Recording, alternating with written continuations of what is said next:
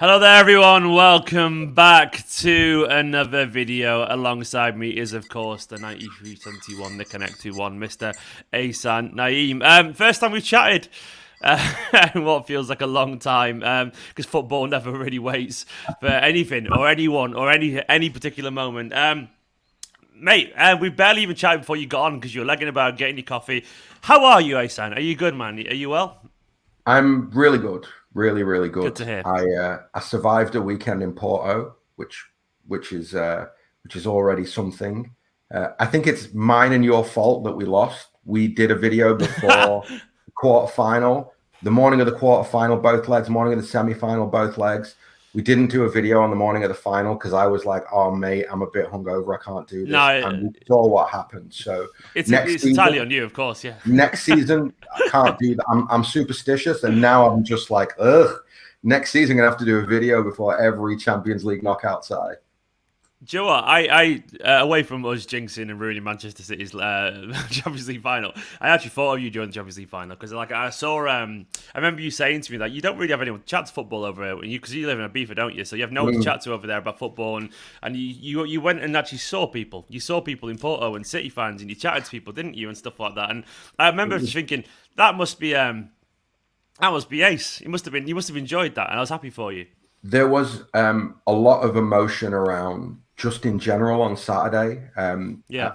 I've said a few times that I don't think I've seen as many grown men cry as I did during the day on Saturday, not for any other reason than people were just seeing people that they'd not seen in a long time, and people were experiencing something that they hadn't experienced in a long time.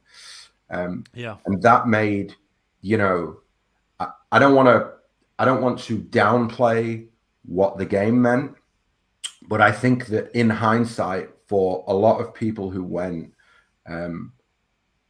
it became about just seeing people and a shared experience of something that we just haven't done in 14, 15, 16 months.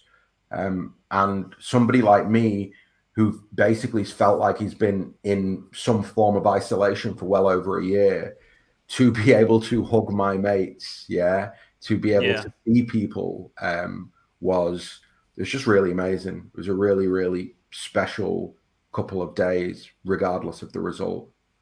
I'm happy for you, man. Genuinely. I mean, it wasn't quite the same as Porto, obviously, but even being at the CFA where they had all the City Exactly. fans there, and like it was great. It was fucking class. Mm. I walked in when I walked into the CFA for the first time. Obviously, I got there a little bit earlier than most of the fans because I was working with City that day. But I got a goosebumps just looking at the setup, and I got a goosebump. Thought, wow, this is what life feels like. And for a second, I felt like I was going to a festival or something like that because they had the setup so good on the stage. And Yeah. I'm thinking, do you know what? I know it doesn't change the fact that we lost and that was painful, but yeah, I guess it was a brief reminder of normality, and also Yeah. a brief, I guess, preview of what it will be like when we finally do it, and we will do it. And I really believe that is genuinely. We will get there eventually, and it was yeah. I guess I saw so many City fans, including yourself, just say on Twitter how nice it was to see people, and that made it worth it. You know, like that people even just got to experience that. I'm happy. I'm genuinely happy for you because that we forget that football fundamentally is a community-led game. You know, it's a communal Very game. much So so. it's a social game, football, and that's why we all love it. That's why loads of people are here right now watching these videos because we all like to chat together about football. And so either way, even though we all touched on that briefly, I'm sure the game. I was happy that you guys and yourself in particular got to experience that because we forget how much that stuff matters to football fans, you know, Yeah. just being around people. And it was the same with the City Everton game as well, just being near people again. I was like, this is nice, man, it's nice. But yeah, I'm over the final now for what it's worth, personally. I'm not sure if you feel the same, but we lost. Wasn't a great day. We just kind of move on, really. Is Do that you where you're at? remember?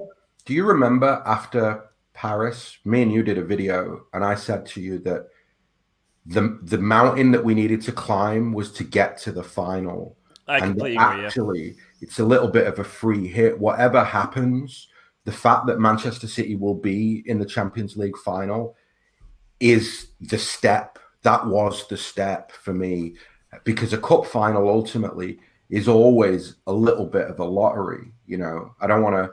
I've seen Khaldoon's video. I was watching him going, man, I've said a lot of the things that he said in the last few days. I don't know what that means, but maybe I'm a born diplomat. Do you know what I mean? But I think I felt very quickly, the sting of the defeat was replaced by the sense of the pride of the season for me.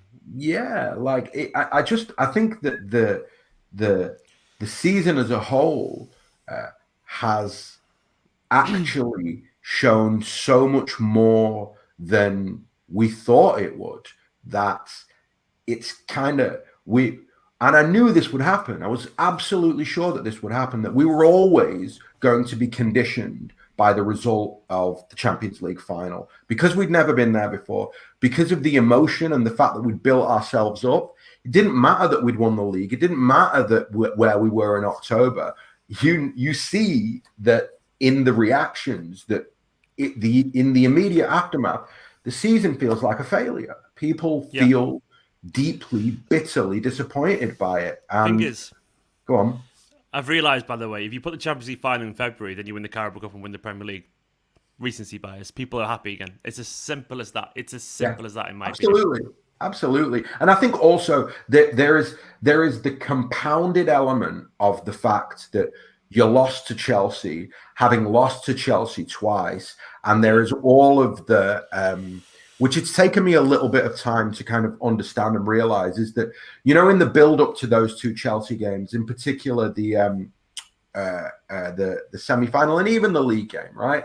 That ultimately there was two camps. There was those camps that were like, this is daft, he's thrown those games, and there was those camps that were like, this is great, we don't want Tuchel to see what Guardiola was going to do in the final. It makes sense to hold your best team back until the final. And I think for all of those people who went into the final apprehensive because of what happened in the previous two games, it made it even more of a frustration at the end, because it was like, see, you see what I'm driving at? That there's like definitely a kind of for them, there's a kind of reinforcement of that idea that, well, if you'd have played your better teams in the first two games, then maybe it's different on Saturday. But I don't know. Like, for me, I'm over it. I've got to be honest with you.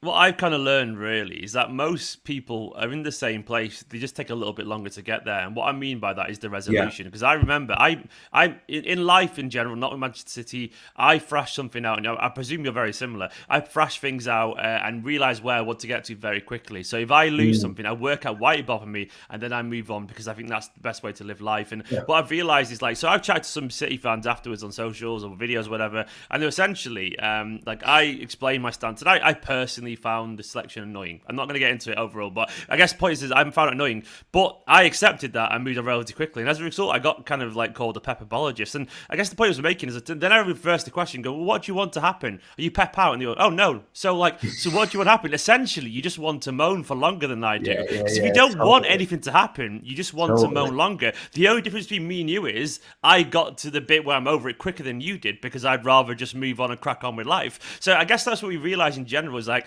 everyone usually wants the same thing, but it's like, when you ask him, what do you want? You go, you don't want blood. Obviously, you don't want Guardiola gone. You just want to moan more, and fair enough, man. But what I will say is, sitting there on Twitter calling Pep a fraud and moaning about it for a week accomplishes the complete total of fuck all. It always does. It just, other than getting yourself down. So when people turn around and say, oh, you're too soft or whatever, like, no, actually, I guarantee you, and this is a segue here coming on to this, I guarantee you, successful winners, they move on because they have to prepare. And which brings me full circle to the Khaldoon interview and his reaction to it entirely, how he was disappointed, but the next day when they recorded that, he was proud, because you realise you can't sit and simmer, can you, in life? You can't. You get on with it, and at the end of the day, we're relatively, we can't change it anyway. We're football fans. You can understand something and be frustrated at the same time. You can also be pissed off and also accept that someone's brilliant. That's what annoys me in football, a lack of nuance. Can I float a theory? So I think that we're not used to winning. As weird as that sounds, right? We're not used to winning. So when we don't win something, when we lose, I think there is a natural, innate fear inside a City fan that it's never coming back. Do you know what I mean? So what happens? You lose the league last season to Liverpool, and we need to sell everybody, and all the heads must roll. Yeah. And the reason for that is because we feel emotionally, shit, it's not going to happen again, because that's what we were conditioned for many, many years like that. But that's where I think, and this is where I'm bringing it back to Khaldoon's interview. That's where I think Khaldoon again spoke so well when he just talks about the when you look at the consistency over the last 10 years or over the last 5 years, it's all right. We can lose. We lost the league last season and we came back, and the players and the coaching staff showed their hunger, their desire, and their quality. I'm fairly confident the Champions League, the same thing will happen. We will take the disappointment and we will come back and we will try to learn from it and be stronger. But the point is, we will be back there every season. Like, you're losing your head over losing to Chelsea beyond the immediate day or two. For me, it's a shame because for me, it begins to speak to maybe you're unsure that we can go again. And I think you do everyone a disservice when you feel like that. When you look at the character of the entire organization, then you see it. Like the Khaldoon interview, he's the guy at the top, and you look at the way he speaks about when they say, like, it reminded me so much, that interview yesterday, that the Khaldoon interview reminded me of the one after we won the league in 11-12, where he talked about after the Arsenal game, Khaldoon calling Mancini and being like, somehow I still think we're going to win this league. Yeah. And I think that the guys inside, they're going to be as emotionally up and down as we are at times as supporters, and you need as many level heads as you can possibly get. And if you take the level-headed approach, then all the information in front of you suggests that Manchester City Football Club will keep going and keep winning, and there isn't nobody's pulling the plug, nobody's running away from us. I keep reading, what if they sign this person? What if they sign that person? Lads, they've all got to sign 3-4 to catch up to us, and we're about to sign 2 to move away from them again. So the thing is, even if they did, we would sign someone and catch back eventually anyway. That's just how this thing works. Like, we are exceptionally well. We need to not be afraid of while other teams being good, because they will get good every now and then, and we will lose finals, and we will probably not win the league at some point soon again. But that is life. The point is, I keep saying this, and I maybe I've got a simplistic view in life, but I don't mind losing because it makes winning sweeter, and I really mean that. Like, I feel like if you're the same age as you're the same generation of City fan as me, Ahsan, in terms of, like, it does feel sweeter when you know how to lose a little bit. And do you know what? Maybe some of the younger fans, they're very lucky because they've been blessed. They've only seen City win, but maybe they fucking need that as well to an extent. Maybe they need to feel how it feels to lose sometimes. And there's nothing wrong with losing, and it can be painful. And there's always a time for a post-mortem and going, what's wrong? Of course, every business will be doing analysis, and I guarantee you, we can never prove it, but there might be one or two people high up who might have been a bit pissed off with this selection. Who knows? Not that it matters what we think of, but it could have happened. But the point is, you have to move on, because you have to look at the bigger picture always. You cannot judge a club's success in isolation on one 90-minute game. It's absolutely ridiculous, and it's totally unfair. And this season has been a success. It literally has. We've gone further than we ever have in the biggest club competition in the world. We won the Premier League and Carabao after a season where everyone said City were finished, which is genuinely how people were acting. So we need to remember this. That Liverpool dynasty is amazing. That Liverpool dynasty that they built is just unbelievable. Can't believe it was built in the press. Built in the press, wasn't it? Exactly. Like, very good side, but no, like it speaks volumes. And what I will say, by the way, a couple of sound Liverpool fans I chatted to said, I guarantee you, he'll feel an awful lot better if you win it next year, because they lost the first year before, didn't they? And they won the year after. I met a Chelsea fan at the airport, old guy in his late 50s, proper home and away stalwart. And it was interesting listening to him talk. He was basically saying, we came into this with a carnival atmosphere because everybody thought we were going to lose anyway, and we've won it once before, so we didn't come here feeling the pressure of needing to win it. And he said, I could see from the City fans, from the team, from the off, it reminded me of our first Champions League final, where you feel the tension and you feel that the team itself is not playing as at the level that it could play at. And probably the biggest compliment that he could pay us is that even though they went into it being a bit blase.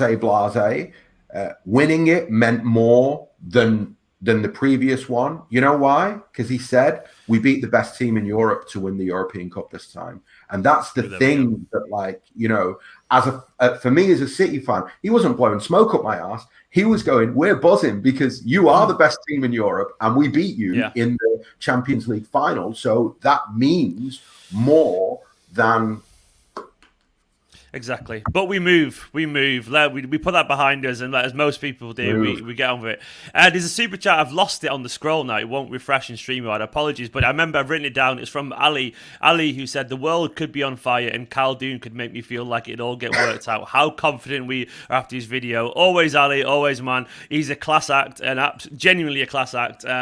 His composure, his He's just super successful. People like that, they can see the bigger picture. They don't deal with bad days at the office. They deal, you know, in a spectrum that most people can't, because he's a winner, he's successful. And there was that comment, by the way, one quote where he said, after Pep's contract extension, he said, after I told Sheikh Mansour, I think we're going to win the Premier League this year and I think we're going to go far in the Champions League, he looked at me and said, you got that from that meeting 2 or 3 days with Pep? And he said, yes. And I love that confidence, because like he absolutely exudes confidence and charisma, doesn't he? And it was impressive, wasn't it, Ahsan? I'd love to have Khaldoon give like a course on leadership, because I look at him as somebody to look up to. You know, I've got aspirations of doing many things, and even in my current job, there is an element of a leadership role. I'm the creator of a TV show, so everything flows down from me in that sense. And you have to. You have to be able to lead well. You have to be able to handle setbacks, deal with pressure, have a level head. And I'm very emotional. I know that as a guy. I'm like super emotional, and I want to be more like Khaldoon. Like, you're absolutely right. Whenever I watch him speak, and I know that some people feel like, yeah, it's just all like corporate doublespeak. Maybe it feels like that, but I think that what you have to also understand is that if loads of us are going, we feel great after watching that, you can bet your bottom dollar that when he speaks to the people who work at the club, they feel great after he's spoken to them. And that's important. That's leadership. When you have a problem or a setback, look, when everybody's winning and everything's great, it's cool. Like, you don't need you can be a shit leader, nobody's asked, because you're winning, right? When something goes wrong, you need strong leadership, and you need good leadership, and you need level-headed leadership. And I think that Khaldoon provides that both to us, even if it's only once a year in a public-facing way, even if it can feel a bit corporate-y. We've never had a bad season in the Abu Dhabi years where I've not watched that Khaldoon interview at the end of it and gone, we'll be all right, I'm cool, let's go. Look, it doesn't matter if it's corporate doublespeak or not. Either way, it's fucking good corporate doublespeak, is what I will say. That's it. That's all that matters fundamentally. And as you said, if it gets that desired reaction, that desired effect from the people it's intended to reach out to, then it's correct. And the thing is, we've all seen very successful rich people talk, and it's usually the ones that are ultra successful that combine it with charisma as well. And like, he is that. Could you imagine watching Ed Woodward chat and being impressed? Or, some people don't have that charisma and that confidence and that way with words, and he's very precise in everything he says, and you can see him thinking when he's actually talking. He's really ticking away, and it's reassuring because you know that every single thing he said has been considered. And if he's taking that much time to choose his words in ultimately an in-house celebratory PR video, imagine what he's doing on the business decisions. That's what I get from him. He's clearly incredibly thoughtful and articulate, and I love that because it speaks volumes to his overall ability as a leader and as a businessman. And that's why when you watch these videos, I know a thing or two about speaking on videos, and you do as well. It's I recognise someone who's got like a way with words, and he's on another level. He really is, and regardless of the intention of those words, even if it is corporate PR stuff, it doesn't make it any less effective.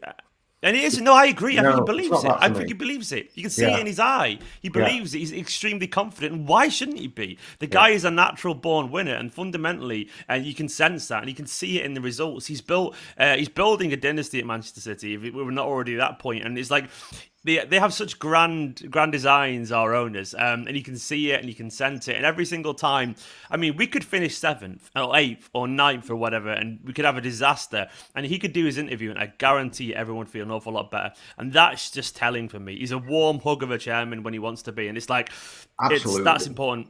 That's important. And you know what? There's also, by the way, they're not knee jerk. Like, you know, we could I think that's something that I really admire about them, that about Khaldoon really in the board, is that, you know, that knees just don't jerk. Like they don't panic. Leadership. If Khaldoon, the guy at the top, is going, everybody be calm, we'll be okay, you can't help but feel the trickle down effect is the same, and that's so important. I just, for purely technical reasons, I need to bring the super chat up, even though we're not going to answer the question yet, because otherwise I'll lose it in the scroll, because it shows a certain amount of comments. But Richie, does signing Kane mean we avoid Haaland's release to 7 million next season, or could we get both? Do you want to do a quick answer to that? I think it means yes, if I'm being honest. I don't think we get Kane and Haaland as well. We're not going to sign both. Chance. But the reason I wanted to get to that, because otherwise it'll disappear. But Richie, big love for the super chat, man. But no way, it's one or the other. It's not both. And the reason I wanted to get past that before I go, because I saw this comment here, and Vishal, I'm sure you're a top bloke, but I think you've entirely missed the point here. It says it's all expectation. Oh wait, that's not it. Sorry, I lost the comment. It's a different one. Where's it gone? Mate, the point is simple. There needs to be someone at the club who can tell Pep that he needs changing, not working out. You see it 20 minutes. No, I'm sorry. That is entirely exactly how. That is terrible leadership, mate. That is micromanagement. And if you've ever had a job when someone sits over your shoulders and micromanages, and you fucking hate them, I've had bosses. Hold on. Who the fuck is going to tell the most Pep Guardiola, successful football coach of the last decade, the guy whose win record is way above and beyond everybody else who currently coaches, that something that he's just done is wrong? Who could do that? He has qualified. He's got assistants there. Juan Malilo, he's got a ridiculous amount of respect for that guy. That guy, for all we know, that guy made the call for the change in the team. Yes. That's how much Guardiola respects Juan Malilo. So we should have like I'm okay with people going, he fucked up, he shouldn't have done that. Fine, you can hold that opinion. But for me, it has to stop right there. Like, Pep Guardiola is somebody who, when he leaves this football club, the recovery period will feel like the darkest days of the darkest days. So anybody talking about him negatively while he's here, you're not appreciating what you like. Man, as well, by the way, this comment annoys me as well. Like, no, I got to agree with him. Lilo's just a yes man. What I want to say, how the fuck do you know that? Have you ever chatted to Lilo? Have you ever seen him in training? Have you ever spoken to any of his former players? Do you know exactly how he coaches? People say this stuff, but they base it off social media. None of us know Lilo. We don't know what he's like. And Guardiola said he brought him in because he challenges him. Literally what he said he did when he brought him in. I'm getting so bored of people going, what's Lilo doing, or this or whatever, as if they have any idea of the dynamic. It's nonsense, and we're all just projecting our own insecurities onto Manchester City. Stop it. And it's okay. It's okay to, like, this is the thing, that, because I have to be very careful here, right? Like, I'm emotional, you're emotional, on the other side, people are emotional, right? Yeah, I get it. So everybody's emotional meters peak, and if they peak at the same time, shit goes wrong, right? So to bring it down a little bit, I get it. I understand why you can sit there on the outside and you can look at it and go, why did you do X when we all expected Y? I think and I can't remember who it was, somebody said to me years ago, they said, whenever you see a team selection, right, that drives you crazy, just do one thing. Just put yourself in the manager's head and just try and figure out what he's trying to achieve. Don't think about what he's changed or what he's taken out. Look at what's there and what he's trying to achieve from that. Because football managers don't think, I'm punishing you, I'm taking you out of the team. They think, what's the team to do the thing on this particular day? And Pep Guardiola takes that to the nth degree. He plans and plots in such a way that his mind goes, right, to win this game, I've got to do it like this. I've got to do it like that. And he picks the team, and he picks the team for the Champions League final in the same way that he picks the team for any other game. It's about the opposition, how everybody's training, how everybody looks, and what his vibe, his gut tells him. This is the team that I'm going to pick. And once again, all this goes without saying, Pep is not without criticism. Everyone's allowed to criticize anyone, but it's just like hiring someone to keep an eye on Pep. It's just like, come on, like what's the point in having Guardiola? Then all of a sudden he leaves. He's bored of that nonsense. He had it at Bayern and Barca, people second guessing him. And the point is, you have to be prepared to win and fail with someone. That's how it goes. It's like till love and death do us apart. You're in for the best and the worst together, and that's how life is. And in general, we expect levels of perfection. Like, it's almost like people. I'm seeing City fans almost imply the Premier League isn't good enough anymore. Like, genuinely, that isn't enough anymore. And like, the only thing that will define us is winning the Champions League. We need to get over this. Ahsan, I'm going to change the subject because I can get dug down. We're here about transfers, aren't we? Fuck, I get so het up about this stuff because I get so annoyed about all. One last Pep thing, right? I've seen a lot of Guardiola's dead good at winning leagues, but he can't win knockout competitions because he doesn't build teams that way.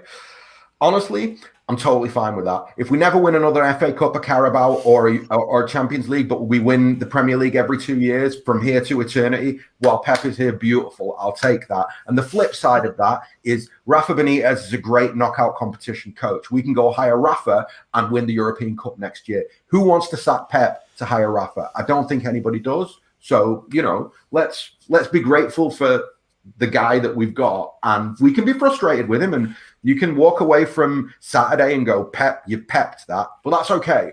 You draw the line at you've pepped it, and then you move on because thank you, mate. You won us the league, and you'll probably get close again next year, and you're the best coach in the world. And broken records and 100 points and 98 points and won the four all the trophies. He's done so much for us, and we need to stop putting it on the Champions League. It isn't the be all and end all. It isn't. Someone said it is, but it isn't. Fucking get a grip is what I will say to people say that. Enjoy life, man, because you're living life to a level that's never going to be fulfilling. If you can only take success in one thing you're fixated on, that is unhealthy. It is literally unhealthy. Enjoy everything. Go outside, look at the grass, man. Enjoy the birds. Otherwise, the point is you're only just enjoy the little. It's not even the little things. It's the Premier League, man. It's the Premier League.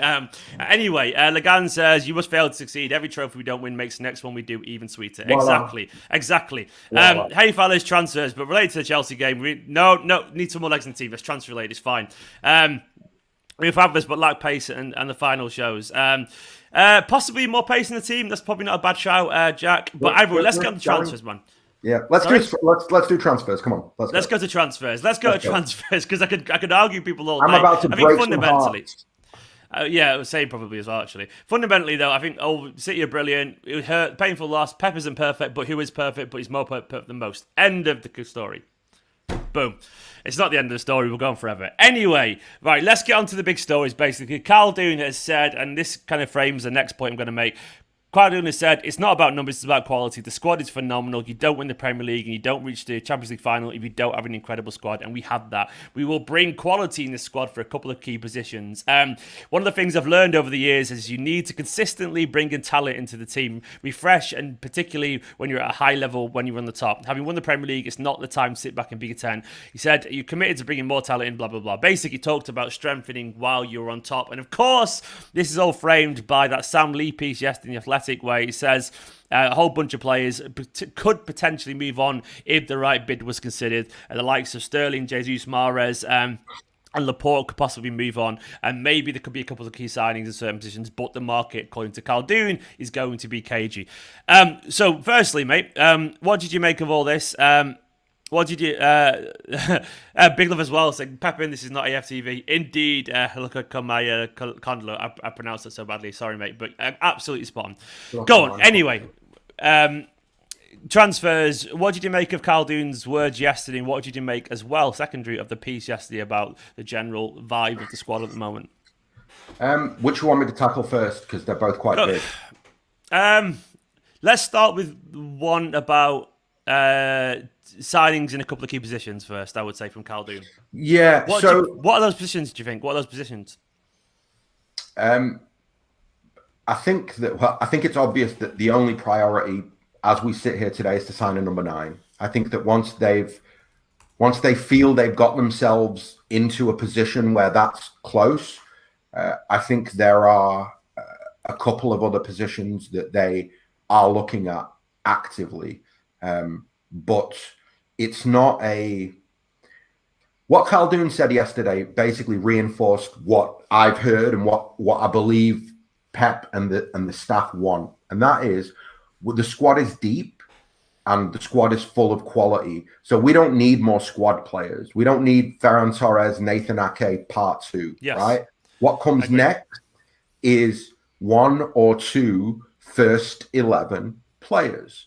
And if you look through the first 11, there is only left back, defensive midfield, and number 9 where there is positions for first 11 players. So my sense very much right now as we sit here today is that they'll do a 9 as a material priority. So there won't be any other movement until that is boxed off. And then once that is boxed off, they'll begin to look at what that cost, what's happened in the meantime in terms of players turning up with offers from other clubs or players basically figuring we'll deal with something in a minute. But in terms of incomings, it's just the 9 right now. And then depending on what other movement happens will help them to gauge what they move on in terms of the other positions. But there isn't, I think the key thing, the key message that certainly that I've felt from the people I've spoken to is there is a complete paradox between what is being spoken about outside and what the feeling is on the inside. Feeling on the inside is this is a really high quality squad. We don't want to lose anybody, first and foremost, right? Secondly, the position that's key is the only position that is like a absolute priority, and that's where the focus is right now. There isn't a City feel they're moving from a position of extreme strength in every situation, whether they look inside at their own dressing room or they look out at potential incomings. They feel they're in a very, very, very strong position, and therefore they don't have to. I know that we always feel like the season ends, the window opens. Come on, get the players in. What are you waiting for? But I think they feel pretty like relaxed in terms of going, well, we know who the key targets are. We know what the negotiation will be. We know the personalities involved. We feel comfortable with the personalities involved that we will land our players. We just need to do. I think one of the things that I'm realizing is that City are financially far more prudent than people give them credit for. They operate in an incredibly prudent way financially, and they operate in a very respectful manner. This comes from Abu Dhabi. This comes from the culture of Sheikh Mansour and Khaldoon. And the culture is that you move with respect with everybody. So whilst if right now Man United were negotiating with Spurs for Harry Kane, that would be a public negotiation where every 2 days there would be an update. Just wait, watch the Jadon Sancho updates all summer. Yeah, every 2 days the United will brief their local press, and every 2 days there'll be an update of which is nothing. It's just filling column inches and pissing Dortmund off, right? City don't really roll like that. Somebody said to me that they'd asked about Harry Kane, and like I think the word back from the club was something like, "We have absolutely nothing. We have not a single word to say about Harry Kane." And it's just like it's obvious that this is a situation where they want to have a respectful negotiation with Daniel Levy. They don't want to do this in the media. They don't want it to be antagonistic and nasty, and they certainly don't want it to be more antagonistic than it needs to be. And as soon as you put that stuff out in the public domain, you turn it into a little bit of a shit show. So I think that the club are very calm. I think they've got their targets. I think that, I know the board met yesterday to basically ratify what is the way that we work is that the performance analysts and Cheeky and Farhan and Omar, they figure out what what the priority targets will be, and then you go to the board before the window opens. Yeah. And you go, hi board, these are our targets. This is the money we want to spend. And the board rubber stamps it. And then the next thing that happens is they go out and they make what you would call the official offer, right? Because obviously when you're dealing in personalities who know each other, Ferran and Levy speak all the time about other stuff, executive level stuff, you understand? So it's they will already have had a conversation about Kane or about an other player, but the formality of the offer and all that stuff, it can't come until the board ratify it. And I believe that process began yesterday, but it continues today for recruitment. So I guess that by tomorrow or by Friday, that stuff will be ratified, and then they will begin the official part of it. Now, look, I only say what I've heard, and what I've heard is that this year, maybe it's just the sting of what happened on Saturday, but the word is that there's a relative impatience to get to work.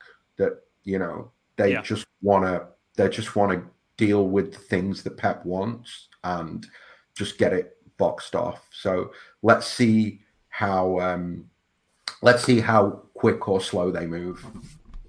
That would make sense for me. I mean, there's no better time. I mean, it's the best way as well to kind of get like everyone back on, not on board, but like there's nothing quite like a confidence boosting transfer. Not that we need it, because obviously this team is super successful, but transfers are positivity, man, and we can't deny that, unfortunately. And we always talk about how much fans love a transfer and all that kind of stuff, but there's absolutely no doubt that the whole club loves a transfer as well. And what I mean by that is it gets everyone going. It gets the chairman going. It does. Everyone likes signing a new toy to play with and so on. And to be honest, it also has an impact on the squad. Like, even the squad will be conscious about feeling like the standing still and all that kind of stuff. And everyone knows that you have to bring in new players, and maybe some of those players don't want the challenge, but deep down they accept it's part of a winning side. And we've seen time and time again clubs that don't stand still in the transfer market when they're successful are the ones that usually end up on top as well at the same time. So I'm sure the process will be sped up actually by the Champions League defeat. I reckon maybe there could have been a little bit of maybe it's never the right word, complacency, because that's never the right word for Manchester City in general.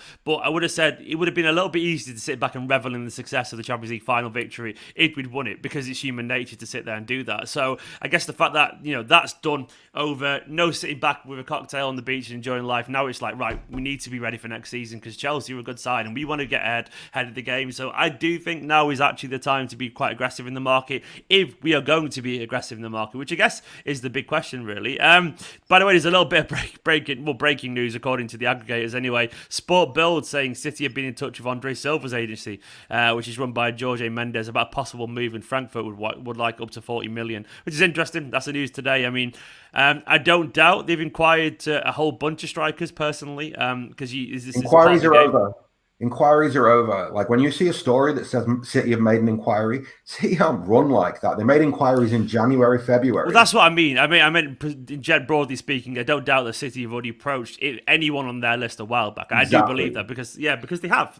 They're like, for this week, and that's why they're on the list, because they know they could potentially be available. Yep. You don't put players on your list that you can't sign. It's as simple as that, And we know from last season as well that there is a not pecking order, but there is options. We saw it with Koundé, Koulibaly, and thankfully, Mr. Ruben Diaz, who turned up, who was absolutely fantastic. I guess the question now is, who's it going to be? I mean, the Sinisters dropped a super chat, Big Lord Sinister, saying, Ahsan, do you see Kane as a realistic possibility? And I would add to that, and what does the Champions League, defeat do from City? Does it change anything financially for City? Does it make it harder, or has nothing really changed? I don't think it changes. I don't think losing in the Champions League final massively changes anything. They knew what they wanted to do. They were already in the process of doing it. Look, Kane is the player that Guardiola has personally asked for. So I can't imagine that Omar and those guys will rest until they've exhausted every possible avenue of getting Kane to the club. And like I said on our podcast yesterday, I think it's very important that people don't frame that as a rejection of another player. You just need to know that, like, City need a number 9. Guardiola's gone to whoever is next to him and he's gone, I want Harry Kane this summer. Can you do it? And they've gone, we'll do our level best. And they've gone away, and now that's what they're trying to do. And I've been told that from somebody close enough to go, all right, like that's Pep's call. And if that's Pep's call, then that's, you would think that I look at the what Khaldoon said about Pep and me needed to look each other in the eye, and I needed to reassure him and he needed to reassure me and all that sort of stuff. It's hard for me to believe that after the way that the transfer window unfolded last summer and how late Diaz came in and everything that happened and the start to the season, I can imagine that they had a very wide conversation about how things will be moving forward. And I think that if he was given the assurance that the project continues as it is, COVID isn't affecting us, we'll continue to invest and be aggressive, I would expect that they'll do everything they can to give Pep the player that he wants. Yeah, no, I would agree. I mean, that's the way it has to be. I mean, Kane is clearly the one that we have to. I think it's very, very obvious. Whether it's going to be possible, I mean, technically, of course, it's possible. How do you think Spurs are going to react? Obviously, because I mean, it seems pretty obvious. Well, Joe, I've not looked for a day or two, but the last time I heard Pochettino, they're chasing him back up. They want him back and all that kind of stuff. Do you think that makes any difference to this? I mean, personally, I don't think it does. And I swear I saw rumours saying Kane would be asked if he came back either way. But what does it do in terms of Manchester City's chances of signing Kane if Pochettino goes back? Does it make it stronger? Does it make it like, we'll sell him for X amount of million and give you a budget or something like that? Or does it, does it make it... The two things are unconnected. I think that firstly, good luck Daniel Levy getting Pochettino out of Paris Saint-Germain.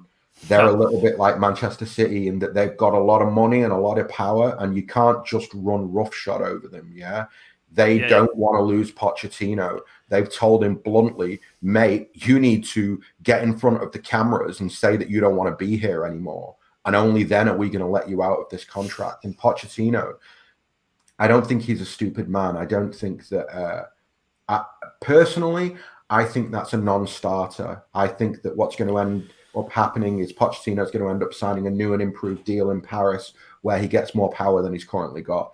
Maybe I'm wrong and maybe he lands back at Spurs, but I think that would be a backward step for him, and no, it ain't going to affect Harry Kane's future. No, I agree with that. So we'll fast forward to August. Manchester City is starting the next season's campaign. It's not a simple yes or no, but are you confident in the idea we're going to have someone like Harry Kane at Manchester City, or is it going to be much more difficult than we realise? No, I'm the opposite. You're welcome to come back to me in August and shoot me. I'm not asked. Because it's only football at the end of the day, and I'm still just speculating. No, it's more than that, Ahsan. No, you're right, of course. Yeah. But ultimately, I see the hunger to deliver Guardiola what he wants. I wouldn't want to be in the room if they don't get Kane. That's the only thing I'm going to say to you, right? I wouldn't want to be the guy who has to go to Manel and Pep and say, you know what, lads, sorry, it's too rich for our blood, or we couldn't do it. I don't think that's going to happen. I think also, and I've said this on a previous podcast, and I think I need to reiterate it, everybody needs to take one step back from the idea that Daniel Levy is an impossible guy to deal with. There is a pre-existing relationship between City and Spurs. There is I want to say, an understanding that they can't do with Kane what they did with Kyle Walker and try and drag it out over a period of time, because Harry Kane is their best player and he's one of their own, and it's fucking disrespectful. If Harry Kane, from what I understand, Daniel Levy doesn't even want Harry Kane to make a public transfer request because he feels that would be really bad for him. Basically, it's the idea that if you're actually going to do it and put the transfer request in, don't do it. I'll negotiate and I'll sell you, because I don't need the headache of you going and making that public transfer request, adding to the pressure from the supporters. I believe, and maybe, again, I may be shot at, but I believe this will be not as painful as people think it will be. I think that there'll be I think it'll be really quick in the sense that City will know really quickly. Levy will either go, yeah, cool, I'm going to be respectful, let's negotiate this, or Levy will go, I'm not going to sell him even if you give me 250 million. In which case, City will go, okay, cool, we'll move on. But I think it's almost impossible that Levy goes with the latter. So I think it'll happen. Interesting. I admire your confidence. Does it happen before the Euros? Because apparently he wanted to be done before the Euros. My quick tip is that I don't know. I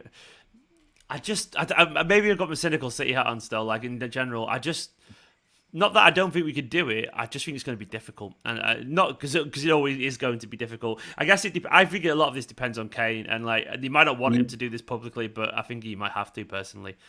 He's already gone public. That's how I feel. He's already. I mean, public. You know what I mean? You know what Mate, I mean? Like, there is no more public than that Gary Neville interview on Sky. If a Manchester City player went on TV and said all of the things that Harry Kane said, set his own price, 100 million. Who's the player you most want to play with? Kevin De Bruyne. I mean, I know.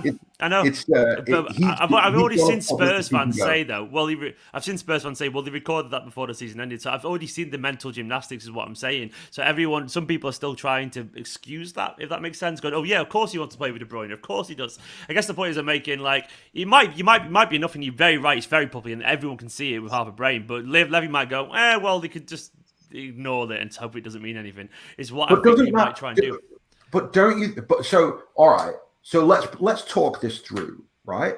What's to be with plus and minus, pros and cons? What is to be gained from making it public and making it a fight for Daniel Levy? What's to be gained? I would say most transfers happen, by the way, usually is when the fans accept it. And what I would say is that genuinely, and I believe that is like when everyone's going, like, just get rid of him, he doesn't want to be here anymore. I feel like when that happens, it becomes a lot easier for a chairman because football's such a popularity game. It really is. It's quite silly at some times, and the amount of times you see a manager sacked because the fans are booing whether they didn't want it or whatever, or you'll see a player, someone go, like, for example, Liverpool did the best they could to make Sterling look like a terrible person, just so the fans would go, fuck him off then, we don't want him. We knew that happened, and it did, and I would not be surprised. Maybe he doesn't go public, but I would not be surprised if we see another kind of incident or moment or something said or whatever just to try and justify it from Daniel Levy's side and Spurs' side for removing him on. Do you know what I mean by that? Absolutely. I don't know what it'll be, but I think there'll be something. I think there has to be another step to make it untenable almost. Yeah. So Spurs go, do you know what? We don't need him anymore. Yeah. I don't know what it is. But I feel like there is something else. England press conference. There'll be a question in an England press conference that will have been planted by Kane's people, where he'll front the press conference, they'll ask him a question, and that will be his opportunity to say what he wants to say, and that will be that. Players are notorious. I feel it. Yeah. I feel it's something. I don't know what it is, but I feel like it's something else after what's happened already.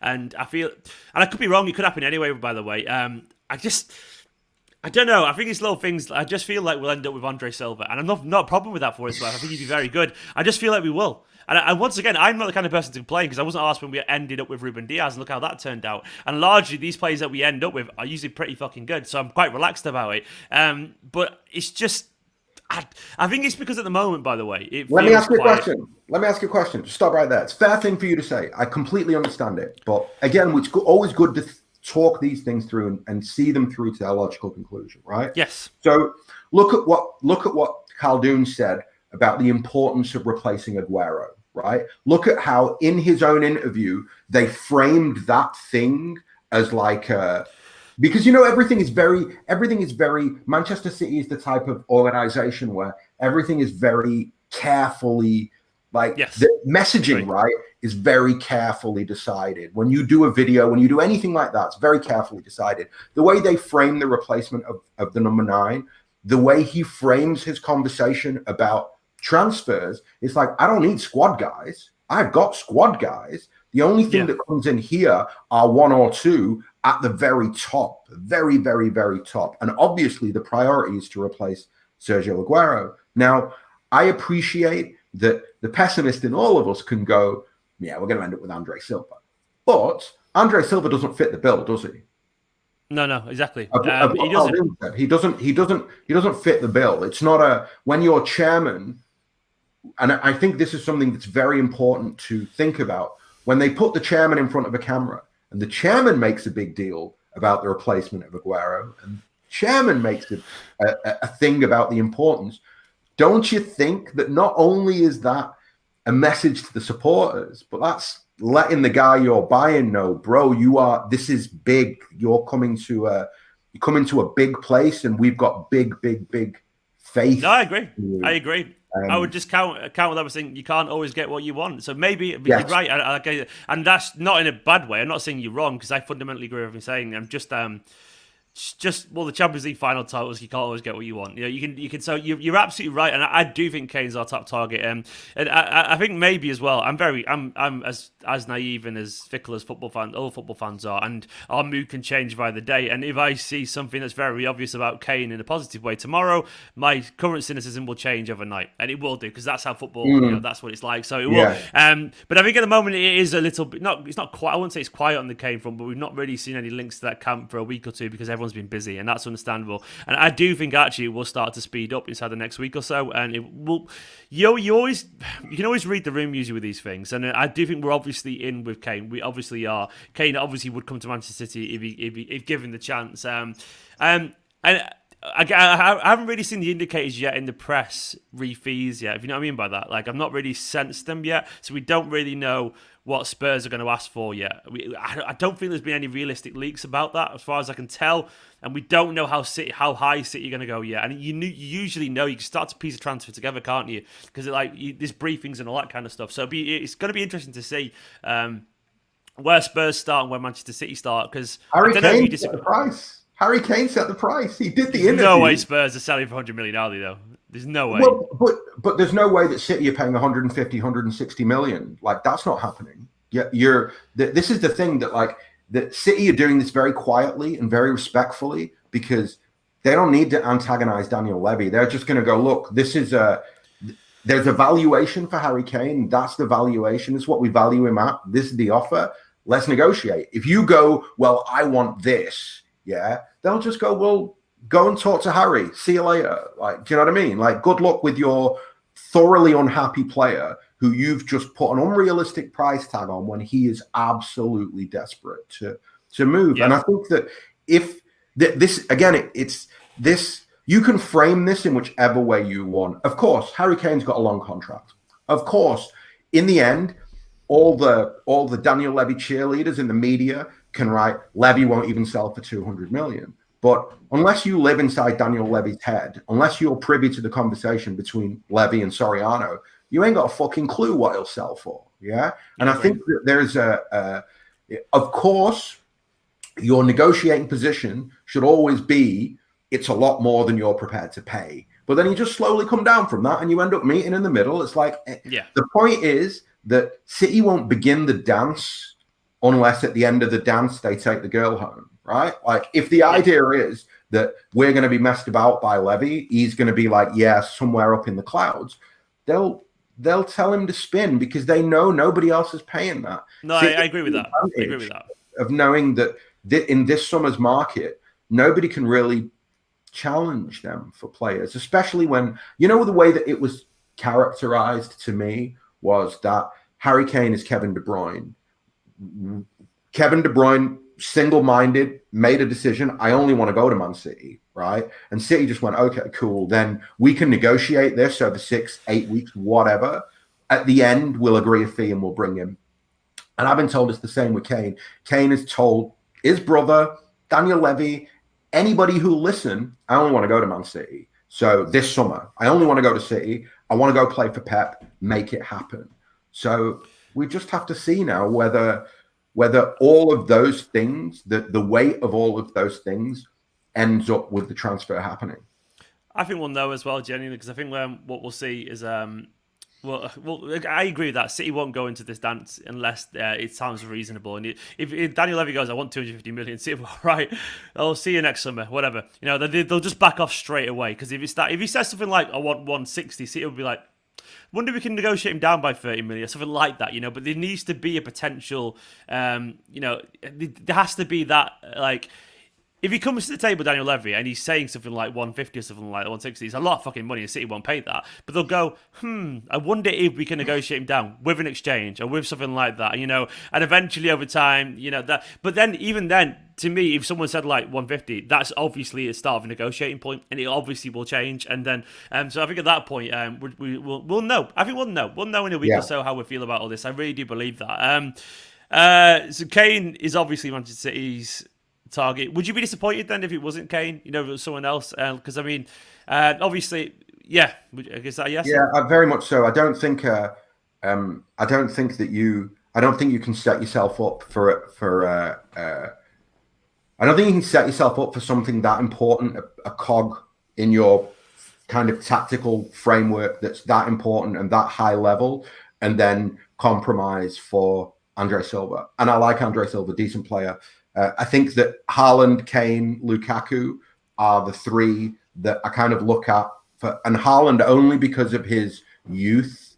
Really, Lukaku and Kane are from what I get, and you can take this however you want about what this means, but from what I understand, they don't want projects this summer. They don't want, Pep doesn't need a project. He needs a guy who he can just put in the machine and go, right, I know that you know how to play in a positional play system. I know that you've got enough experience that I can just put you there and go, these are the instructions, carry them out. I don't think that he's particularly looking for somebody that he needs to spend 18 months nurturing to get them to a level that they get what he's trying to achieve. And I think that and maybe this is just me putting two and two together, but I look at Kane and Lukaku in particular, and I go, the experience across the breadth of coaches that they've had, they can come and they just like that. You just go straight in and away you go.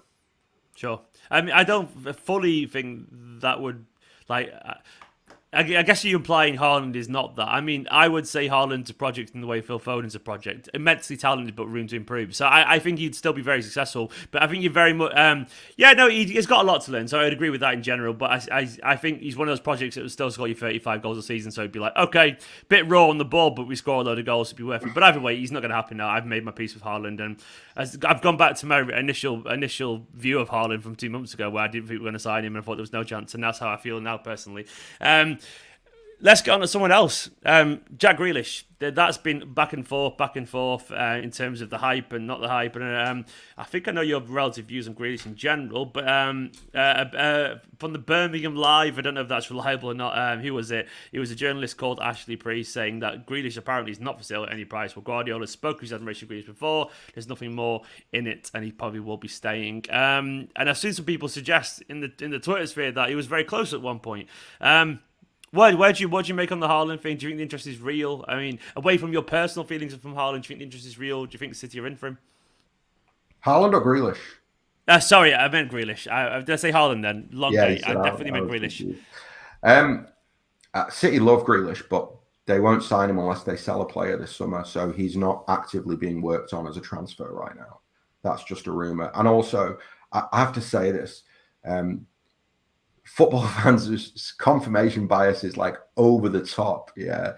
Like when somebody gets linked to one of our players and then MEN or somebody close to the club put out a tweet saying City say he's not for sale. We go, see, he's not for sale. And then the same thing happens in Birmingham that like somebody close to the club says Jack Grealish isn't for sale. And everybody goes, see, it's obvious he's being sold. That's what they'd say. And it's just like, no, like, Villa don't need the money. They won't give him away.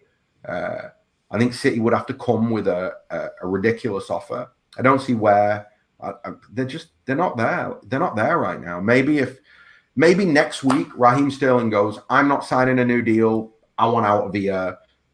I've got a club that will buy me, sell me, right? Or Mahrez does that, yeah. And the club go, okay, cool, and they sell that guy, and then obviously Grealish is very, very, very high on their list of attacking midfielders that they like, but it doesn't feel like a goer for me right now.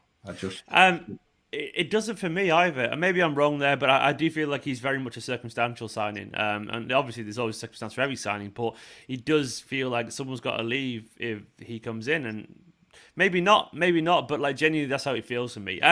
So let's get on to that piece that we haven't really touched yet about Sam's piece. And Sam Lee said that there could be some players that leave, but also Sam did say some players couldn't leave at the same time as well. So there's always obviously the caveat there. And every time we do this, when we go, oh, loads of players could leave, it never really happens because football isn't that simple in general. But it is always possible. It's always possible. Now, Sam said once again, just to let me find it, he said you could move on at least one first team regular this summer, in addition to Aguero, with Laporte being the most likely. And with bids for Sterling, Jesus, Mahrez would be considered if it was obviously the right offer and all that kind of stuff. Can you see anyone major leaving this summer personally? And if so, yeah, I mean, you already see you shaking your head. I've got the same view as you. I mean, okay, let's just say, what would it take for some of them to leave then? I guess look at it that way. Nothing. You're not having it at all, are you, man? If you're a football club, you go and try and buy a player. Whenever you go and try and buy a player, right, they absolutely rip the piss out of you. You go and try and buy Kane, Levy goes, we'll start at 180, right? You're just like, okay, no. You go to the next club to buy a player, they're like, we'll start at 140. You're just like, okay, no. And next thing you know, right, they call you up and they go, hey, I love Emerick Laporte, but I've got no money. Can I loan him for a year? Guys, like, look, we are... this is a very competitive, this is a hyper-competitive business, a hyper-competitive market. We have got high value assets on our books. We ain't giving them away. So, like, we can play Football Manager at home and go, I'd sell Sterling and buy Grealish, and I'd sell this guy and buy that guy. But they look at the season they've just had and go, we came that close to winning the fucking lot. And that was without a number 9. How's about we focus laser-like on getting that world-class number 9, and we'll be exponentially better next season. Soon as you go, let's take Laporte out, let's take Sterling out, let's take Cancelo out, let's take Mendy out. Well, 4 players, they all need to be replaced. So you've spent whatever you've spent on Harry Kane, and suddenly, even if you get loads of money for those players, you then have to go out and completely reshape parts of your squad. And I don't think Pep Guardiola wants to do that. And I agree as well. And what I will always say, and I say this all the time on Twitter, is like with transfers, you just kind of know if someone's going to leave. You just know. And what I mean by that is like we forget like football players and transfers, they are multi-million-pound transactions. Like no one does a multi-million-pound transaction. I mean, some stupid clubs do it off the cuff, but largely you know exactly when they're going to happen because they're leaked in the press months beforehand, because they take a long time to set up, and it's always part of the tactics to get money off, because saving 4 million on a transfer might not sound much in the grand scheme of things, but it's still a fucking lot of money, you know? So clubs do this for a reason. So they start to try and force the issue. And what I will say, around Sterling, around Mahrez, around Bernardo Jesus, it's kind of quiet. I'm not seeing any clubs around him. And if they do, it would be a cheeky loan bid, as Ahsan's saying. But it's not, so you're going to go fuck off at that point, aren't they? So I've not seen anything to suggest that any of these players want to go. We've seen a little bit of discontent from Laporte, but what I would say, and I agree with this general train of thought, is Laporte's pride's a little bit hurt right now. You know, he didn't start in the Champions League final. Give him the Euros after he's played for Spain. Give him a nice summer holiday, and all of a sudden he'll be all right. He'll get over it, you know. And I think he'll be back next summer, next season. He'll be totally fine. And then maybe the summer after that. But I just can't see him going personally, because Barcelona are scraping around to try and fucking get Garcia on a free transfer. They ain't putting money in for Laporte, and I don't see Real Madrid doing it either personally, because everyone's a bit skinned. So I don't know. I just can't see any of these players leaving because I don't see anyone coming in for them. It's as simple as that. So, I mean, yeah, there has to be someone willing to put in the money to get the player. And who is going to do that to an acceptable level? People don't buy his Manchester City because, one, they're well paid, they win trophies at Manchester City, and also they're very unaffordable. So that's basically why people don't really leave Manchester City. And by the way, Nicola's in the chat. Nicola, big love to you. My future wife in there in the chat. Just want. Anyway, go on. Your take on that. Yeah, I mean, I'm of the opinion that we pay well. We put players on big contracts. You play at the most successful club in England. We don't, like, one of the things that, and I've always said that this is both a good thing and a bad thing. City are too loyal. Like, in a way, like, one, they're too loyal, and two, Carlos Tevez tried to leave for 2 years before they let him go. Like, in the end, Leroy Sané tried to get to Bayern for like 2 years before they let him go. Like, they have this. Okay, so it's the way that they do business in the Middle East is very respectful. You honor your shit. You honor your contracts. You do a contract with me and it's for this thing, and I'll respect that contract forever. You have to respect it too. You can't disrespect me. You can't turn around and go, well, fuck you, I don't like you anymore. And Tevez tried to do that. And from the very top of the club, Khaldoon went, he ain't going nowhere. You can't disrespect us like that. You guys on like ridiculous amounts of money. We made you like the best paid, quietly made you the best paid player in Europe to bring you to the football club. We put all these pieces around you to have a successful team. And, in the middle of what felt like the first title challenge, you're going to turn around and go, I don't want to be here anymore. I've had promises broken. Get out of here. You'll sit down and be quiet. And I think that, it's not that easy. It's just not that easy. It's not easy to buy from City. It's not easy to strong arm a player out of us. It's not we're in a good position, basically. Like I'm sure that we're in the strongest of all the Premier League clubs in terms of both incomings and outgoings. And I know that some people are desperate for us to like fully refresh the squad. A lot of people feel like, 3 in, 3 out is the way that we should do this.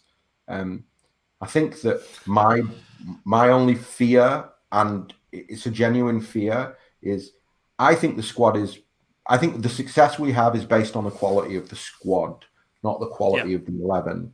And when you remove, and we'll keep coming back to Raz and Laporte because for different reasons they're the most talked about in terms of outgoings. If you remove cogs like Raz and Laporte, you'll miss them within 2 weeks. Do you know what I mean? Like it's one thing to go, yeah, but he doesn't start in big games. Bro, every game is big. Like we were lucky this season that there was no title challenger right up our arse. But I imagine next season we'll be back to having somebody much closer to us all the way through. And at that point, the pressure is on every game, big and small, to collect those points. So you're going to need the squad even more. And so for all those reasons, I don't think it's smart right now to be. Well, also, regardless of what people think, sometimes it is better the devil, man. It really is genuinely. At least there's something to be said for consistency. And even if Sterling and Laporte maybe aren't quite in the form of their careers, at least we know what we're getting from them. At least we can expect a certain level of performance from them. And I actually agree with. I can't remember where I read it now, but the idea was that apparently Sterling and the board may believe that Sterling could find his best form again alongside a proper number 9. And I actually agree with that logically. I think there's a lot to that in terms of psychological aspect of it. And also on the pitch, because the idea that Sterling doesn't have to shoulder the goal-scoring burden, so therefore misses don't mean quite as much, which therefore boosts his relatively, I would say, insecure confidence in front of goal. And then also, it would create space. If Harry Kane's on the pitch, people are flogging to Harry Kane because you can't give him half a yard. Whereas people aren't really going to flock around Bernardo Silva as a false 9 in the same way because he's not a goal threat in that way. He just isn't. So that does create space. And to be honest, Sterling also ain't going to go anywhere because no one's going to put in an offer that Manchester City deem acceptable. No one is. So because the skin, not because they might not want to, because the skin, and it's not going to happen. So I think we all need to make our peace with that. There could be one sell in a sale, but I think when the dust settles, they'll all still be here, and we'll still have a relatively same looking squad, maybe 1 or 2 additions. Nathan said on a super chat, Nathan Legend, if we sign a left back, would it be Mendy who's sold or Zini? Mendy. Yeah. There's no two ways about that for me. Mendy seems like a good guy. He knows he's got it relatively good right now, but I think he would go. I mean, I don't know how we'd sell him or who we'd sell him to, but I wouldn't be surprised if it's one of those blown out, get him back, get him on a free a couple of years from now, whatever it'll be. It'll be one of those Manchester City kind of removing someone slowly off the books kind of deals that we do every now and then, because I don't think anyone's going to come in with big money for Mendy. Not that he's not a decent player, it's just more that, his career path and his injuries don't suggest a decent risk for someone, is what I will say. So I don't think we ever really answered the question, man. So I'm not sure we did or not at the start, but we obviously know what a striker's one of them. But if you could see a signing in another big position, where's it going to be? Is it going to be number 6? Yeah, I think if So we're going to, I'm going to go heavy on this. That if I had to make a call for what the next signing will be after the 9, I reckon that it'll be. I reckon it'll be a DM. I reckon it'll be a dynamic centre midfield player who can basically play as a 6, like a Fernandinho type. So the next Ferner basically is what we would think and hope for. Yeah. Yeah, and I would probably agree with that. By the way, Rich said Laporte's still important in case of injuries. Yep, and also because in case they find their best form again, then they're in the team because they deserve to be. So exactly, mate, exactly. You don't get rid of high quality players. I mean, you just don't. And I agree, probably could be number 6 as well. Maybe Bissouma or something like that. Who knows who could be? Ahsan, let's leave it there, man. We've been chatting for absolutely ages. It's going to be an interesting summer, isn't it? I think it's going to be a good summer, though. It's going to be a very good summer. I would not be surprised whatsoever if we start to see real movement over the next week or two, because it's that pre-Euros kind of window. Go on. One thing I think. At least one contract renewal is very, very close. Not Raz. Is that Stones? I think it might be Stones or something, isn't it? Yeah, Stones is apparently really, really close. Have you heard anything else? I'm not asking if you heard any other rumours, any salacious rumours going around. No, I mean, like, trying to think if there was anything out of my conversation the other day that I could say on here. Not really. I mean, they're ready to do what they need to do. The board met yesterday. They'll meet again today. They'll make the calls, and then, my feeling, Steve, my friend, is that we'll be back here within 7 days, because something will have happened, and we'll be like, okay, like, we can begin to now concretely discuss this thing that has happened, whether it be an incoming or an outgoing, because both of those things will be resolved very quickly. I think that if anybody's leaving or anybody's got an issue or anything like that, you'll hear it in the next 7 days. No, I agree. I think we'll know very soon, because especially, as you said, it got to the point now where they ratified the list and all that kind of stuff. After that, it's just moving, and I don't see any reason to wait, really. I mean, No. What do they gain? I mean, the thing is as well, if you're making a list of players you're going to sign and you've got it all signed off and all that kind of stuff, it's not like at this point you know what you're going to bid. You know your strategy, because they're long in the tooth. They know what they're doing. They've been around the block a few times. So it's not going to be like, oh, right, so how do we bid for this transfer? They know exactly how they're going to start this transfer process if they're going for someone. So I think we'll see and hear news within a few days. I would not be surprised at all. And then that hype train, that circus gets going again. And it's going to be a long summer, because it always is. But at least this time, what I will say is that it will be kind of blocked off by the Euros a little bit, because it always dies down during the Euros because the players can't do anything. We hear a bit of rumours, but it does die down a little bit. But we'll try and enjoy the Euros and all the obviously regular transfer nonsense. Guys, go check out the 9320 podcast. They did a massive one yesterday on transfers as well. And you definitely want more of this. 9320, it's in the link in the description below. Their latest transfer podcast is absolutely ace, as it always is, of course. So go and listen to that.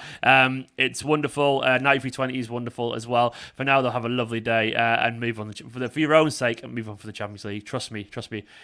We'll get there eventually. We will do. I just know we will, because it's inevitable. It takes time, but we will get there. Guys, you're all legends. Ahsan, you're a legend. Nice one, mate. See you later, guys. Like, comment, subscribe in a bit.